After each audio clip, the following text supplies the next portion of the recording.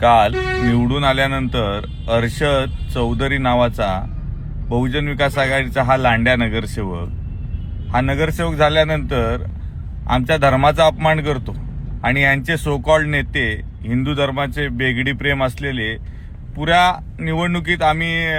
प्रचार करत होते की आम्ही हिंदुत्ववादी आहे आणि हा यांचा लांड्या निवडून आल्या आमच्या धर्माचा अपमान करतोय आणि ह्यांच्या नेत्यांना तो सहन होतोय। याच्या नेत्यांची कुठली स्टेटमेंट येत नाही आणि त्याच्या कार्यकर्त्यांना मी इशारा देतोय